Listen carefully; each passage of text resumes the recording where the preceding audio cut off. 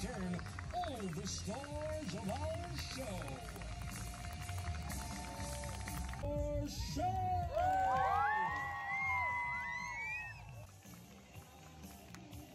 Hello guys, welcome back to another vlog! So sana naririnig nyo kami. We are now in Imaginarium at Camarillo. By the way, this popcorn is busy. So medyo mahirap mag-vlog kasi ang daming tao and maingay. But we're here now and we want to show you the place.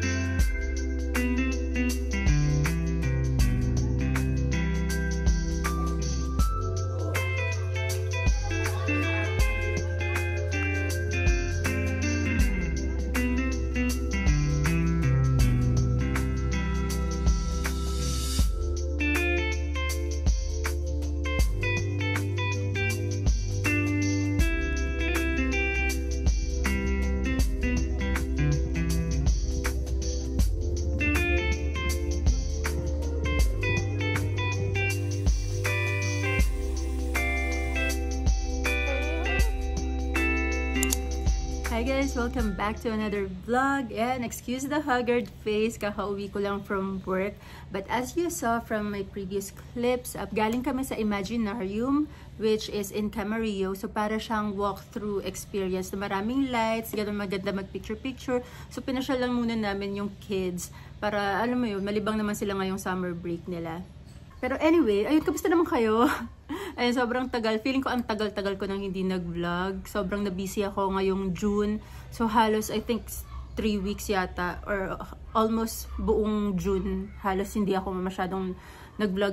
Hindi ko hinawakan yung camera ko. Ayun, kasi super dami kong inaasikaso talaga. But anyway, please bear with me lang muna kung in some clips, meron akong mga anxiety attacks, gano'n. Meron mga konting mental breakdown, hindi natin maiiwasan yun. And I don't want to edit it out kasi, well, gano'n talaga yung realidad ng mga nangyayari as a bagong salta dito sa US. Kasi alam mo yun, parang kahit na ilang months, more than half a year na kami nandito, it's still overwhelming, yung bagong culture, yung mga marami ka pa rin matututunan, marami pa rin bago, ayun. Anyway, if you are in California pala, share naman kayo, comment down below ng mga tipid pasyalan na pwede namin puntahan. Ayan, habang ngayong summer break ng mga bata, medyo matagal, 2 months yung summer break nila, tapos 3rd week ng August pa yata yung balik nila sa school. So, ayun, gusto sana naming i-maximize yung time na wala silang pasok para maipasyal-pasyal naman namin sila. Kasi simula nung dumating kami dito sa US, wala pa kaming masyadong napasyalan, honestly. Yung mga dito lang, yung malalapit lang sa area namin. And then, I think farthest is San Diego na and sa Solvang. Medyo gusto naman namin lumibot-libot na ng Los Angeles now that we have a car na nga. And hopefully may sama ko kayo. Medyo, sorry na, kalat-kalat yung vlog ko kasi hindi ko talaga masyadong napaplan, honestly.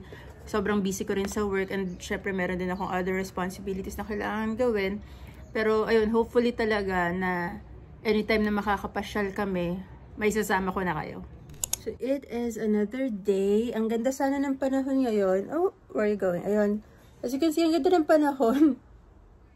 It's summer na here in California. Pero, ayun, I've been super... Grabe, hindi ko ma-explain yung nararamdaman ko. Pero I've been super stressed, super overwhelmed sa lahat ng mga nangyayari this past few weeks. Ano ba yan? Grabe. So, sorry na sa haggard look ko, pero ayun, as you can see, marami na naman akong laundry to pay in dyan. Pero the kids went out with my husband today. Nag-beach muna sila. Hindi na ako sumama kasi nga parang gusto ko lang ng konting peace and quiet. Ayan. So habang wala sila, ang dami kong kailangan asikasuhin. Pero, ewan ko, grabe.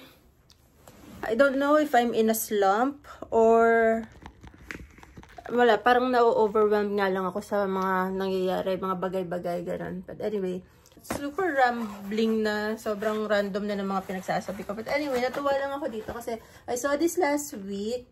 Ayan, meron siyang shower curtain, tapos may kasamang hooks and then dalawang bath rugs. Medyo nagdalawang isip ako kasi hindi ko masyadong bet yung ganito. Pero it was $20 last week. Tapos kanina nag-grocery nga kami.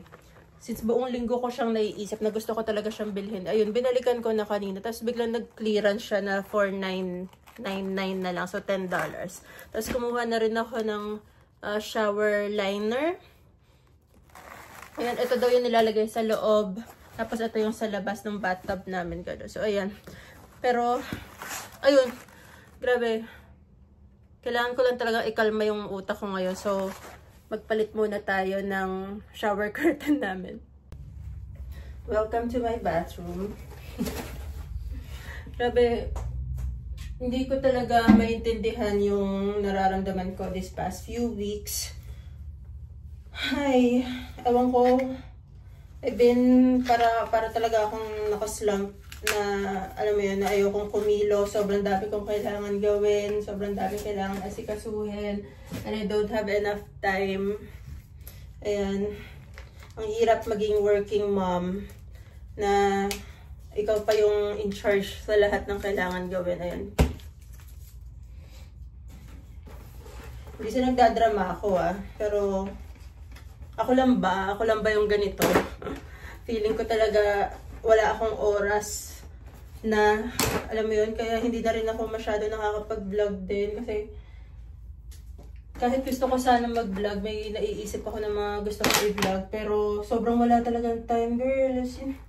Kasi yung onting free time na meron ako, itutulog ko na lang, ganun.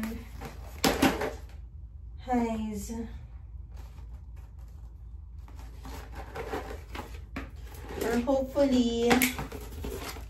Hopefully, after a few days, or alam mo yun, pakunti-kunti, ginagawa ko na pa isa-isa yung mga kailangan kong tapusin.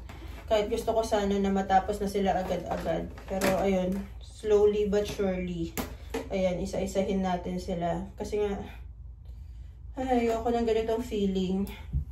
Parang wala akong magawa, parang lagi akong pagod. Ako lang ba yung ganito? If you're a parent, if you're a working mom, working parent here in the US, ayun, kwento naman kayo. Sana naman valid yung mga nararamdaman ko. Ano ba yun? Ang drama ko today. Alam mo yun, yung ultimo pagdadrive ko, iniiyakan ko.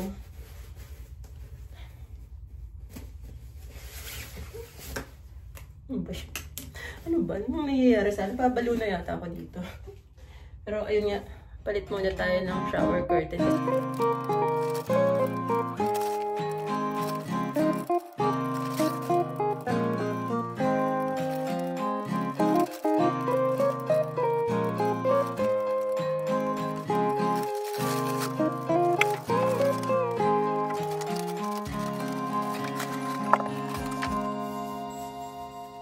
Ayun, nag-grocery nga kami kanina, tapos nabudol ako dito. Ito kasi yung ginagamit kong shampoo na nakatulong talaga na matanggal yung flakes namin sa hair.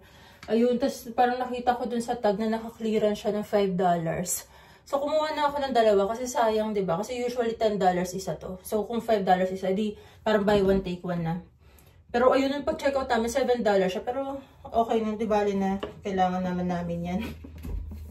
Favorite namin na a foaming hand soap. Pero hindi pa ako nakakadaan ng Bath and Body. So, refill na lang muna. Huwag niyo ako i-judge. No. Kailangan natin magtipid-tipid. So, ordinaryong hand soap na lang muna ilalagay ko dito.